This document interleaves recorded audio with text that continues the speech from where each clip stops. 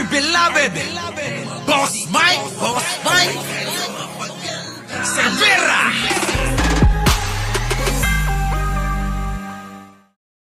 Oh, ito na. Bakit? Hindi naman nanalo Gadon. Oh, takot ba kay First Lady? Kasi mukhang dumarami ngayon mga kababayan. Ang gusto, kung wala namang mapipiling iba at mukhang wala talaga. Bakit hindi na nga lang si First Lady ang magtuloy ng nasimulan ni Pangulong Bongbong Marcos? Ayos, di ba? George Tapia, oo. Di ba? Oh, sige, game na. Eto na mga kababayan, pasok Gadon. Oh, kaya si Sara, I am very sure matatalo sa 2028. Sigurado yan, itaga niyo sa bato yan. Kawawa si Sara dahil hindi niya ito kasalanan. Oh, hindi mo kasalanan, Sara. Ang kasalanan mo lang, naging mahina ka. Oh, akala mo ba makakatulong sa iyo yung ginawa mong pag-iwan sa Uniteam? May vlog ako, Teresita Tan, di ba? Wala na. Wala na mga kababayan, Sara. Oo. Pababa na nga Pababa na ng pababa ang rating ni Sara. Mighty Baisa. Oh, bakit? Oh, Gadon, attorney, secretary. Ito lang muna babalikan kita. Sinaida. Opo eto, pasok. Bakit? Mga naniniwala at taga-suporta ni VP Sara sa baluarte ni Pangulong Bongbong Marcos, kumunti na lang. Balitang umabante mula kay Tala Lopez. Kumunti na lang! Kawawang Sara, Mighty Baisa, tuwan-tuwa yan, Wala na, tuloy-tuloy na yung pagsadsad ni Sara lalong uusok. Wala na. Tuloy natin. Bagamat nanatiling malakas sa masa ang aksyon ng pamahalaan ni Pangulong Bongbong Marcos nitong ikalawang kwarter ng 2024, sumadsad naman aniya ang trust rating ng ilang mga politiko at opisyal, lalo na si Vice President Sara Duterte. Lalo na si Sara Duterte. Wala na. Wala na, may siya. Magdiwang ka na, Jude Rose. Si Jude Rose. Opo. FLM na. Gusto po. Imelda Okeya, General Patrick Lopez, Berto, opo Leonida Pontanos at syempre kay Evelyn Serra. Mighty Baisa.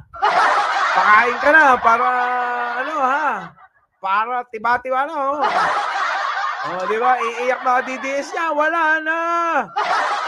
Ano nangyari kay Sara? Pakinggan natin. Aksyon ng pamahalaan ni Pangulong Bongbong Marcos nitong ikalawang kwarter ng 2024, sumadsad naman aniya.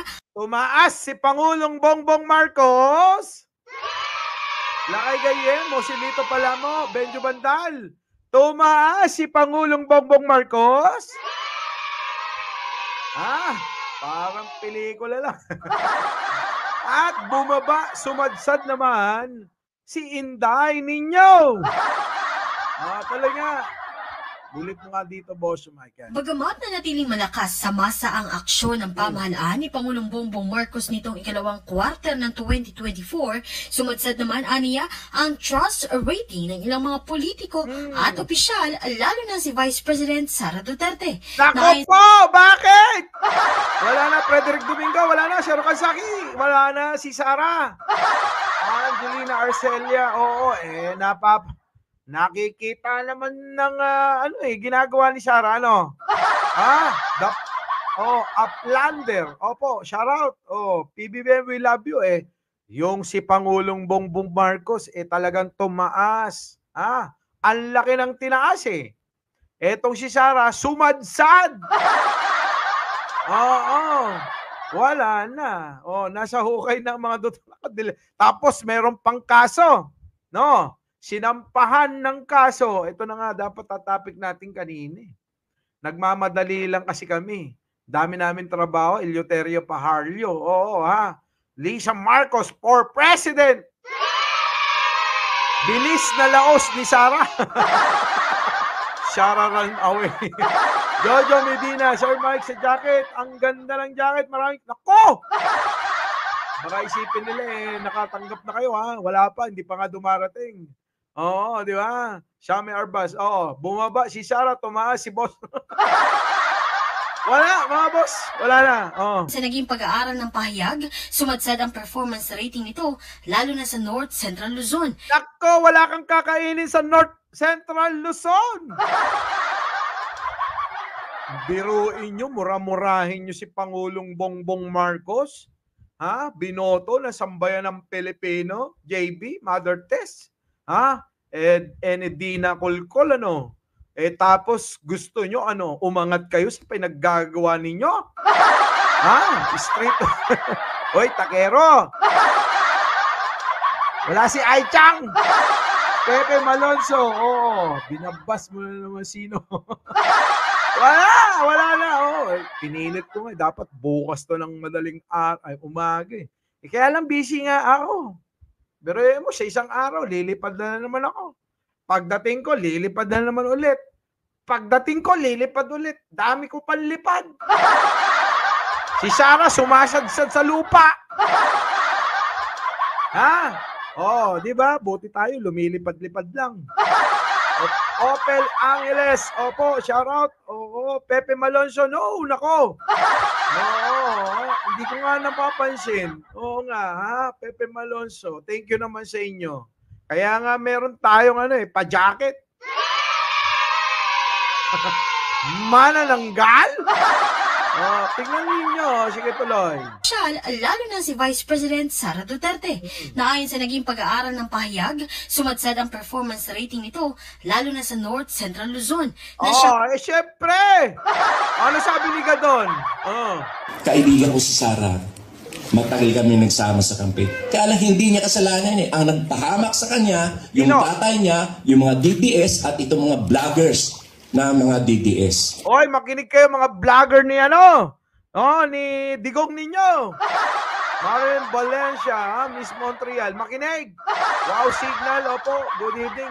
Kasi nga talaga naman sino ba nagpahamak sa kanila? Si Maharlika, si Banat Bay. Yung mga DDS nag-aaway-away, imbis na magkasundo-sundo, di ba? Si Bang Slay, hello po. Patrick Lopez, boom! 40 UG, nandiyan yung Edna G, nandiyan na rin, di ba? Kasi, totoo yung sinasabi ni Gadon. Macau Marisa, opo, Naimbagarabi.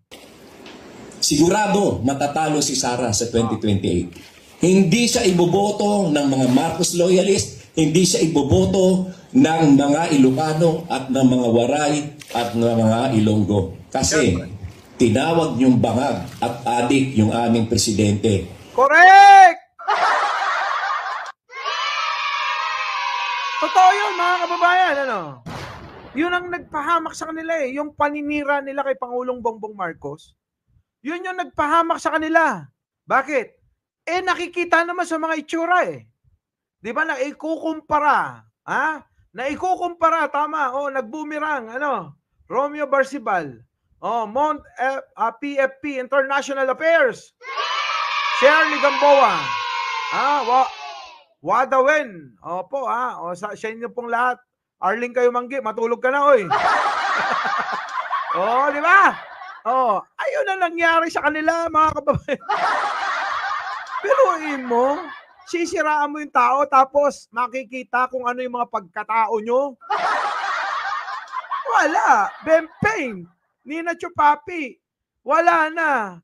John Timis. Di ba? Yan na nga sinasabi natin na lahat ng mga sinasabi nila, bumabalik nga talaga sa kanila.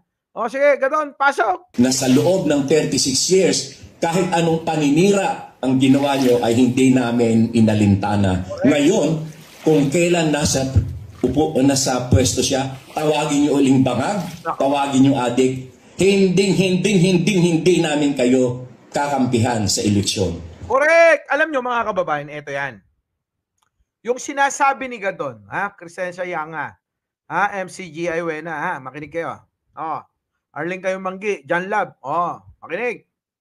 Kasi, mas masahol pa yung mga paninira noon sa mga Marcoses. kung inyong matatandaan, ay grabe, di ba? Lahat na yata ibinintang eh. Maliban na lang yung pagpatay kay Rizal eh. Ha, mga kababayan, ganong kalupit yung paninira.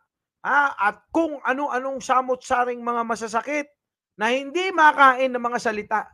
Tapos, tumakbong presidente nanalo, hindi ba sila nag-iisip? Na ayaw ng tao na ginaganon itong mga Marcoses na to, lalong-lalo na ito, naging pangulo. Kasi naiisip nila ng mga loyalista yung nangyari kay Pangulong Ferdinand Marcos Sr. na ayaw maulit muli. Wala.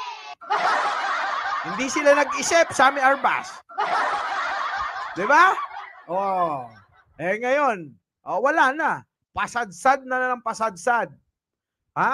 Itong mga Duterte, ito na nga, 'di ba, kanina sinampahan, kahapon kasi umaga na ngayon.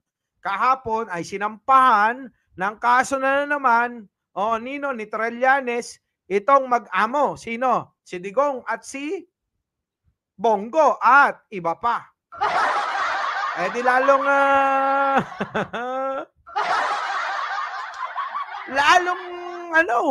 lalong masisira, 'di ba?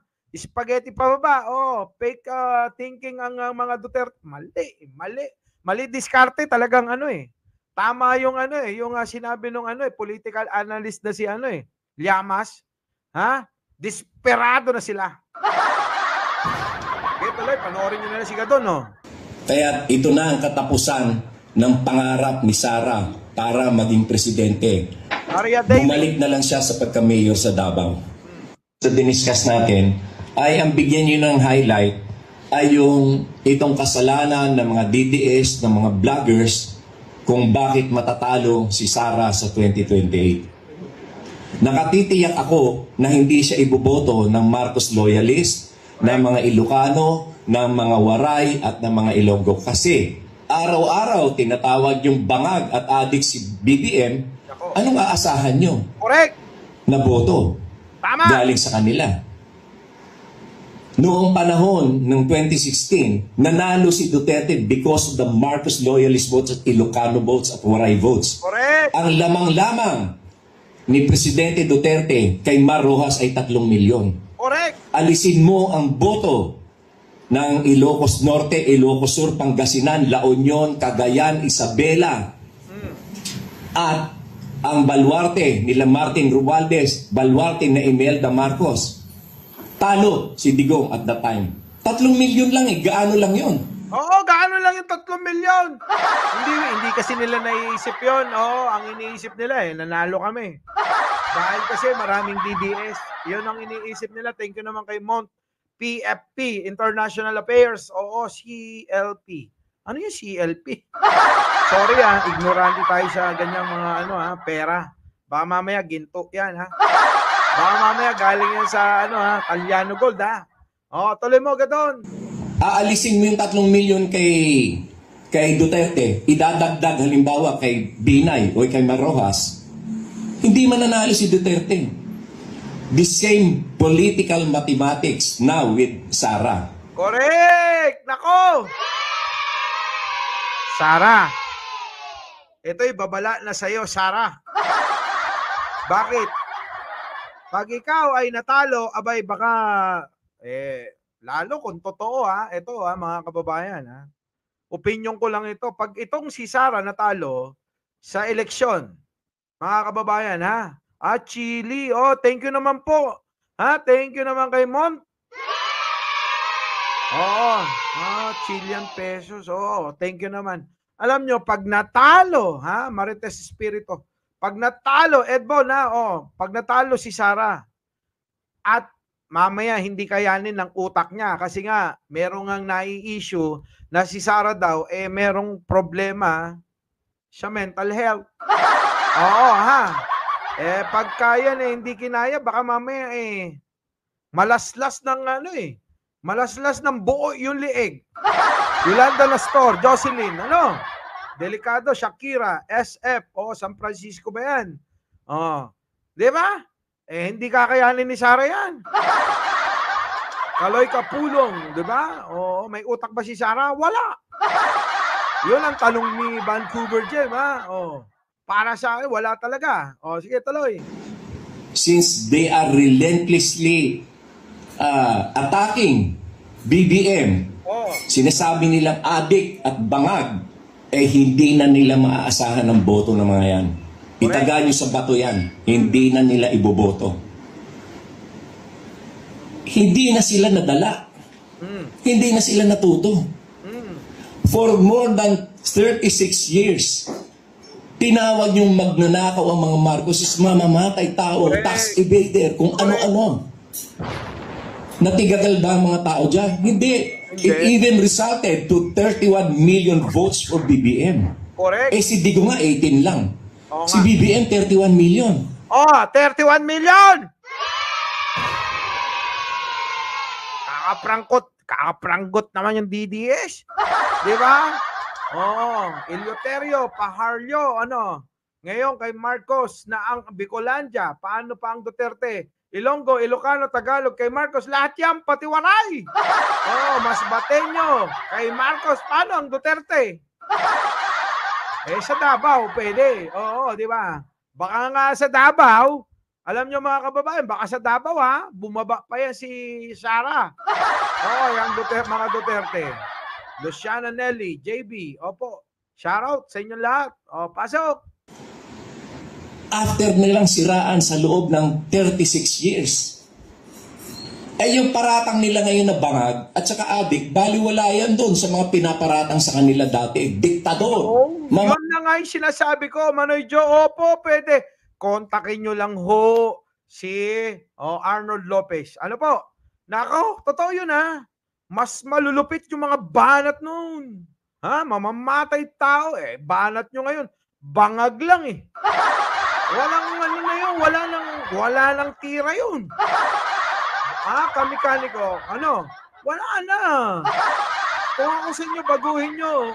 Tuloy-tuloy nyo yung gera. Takutin nyo tao.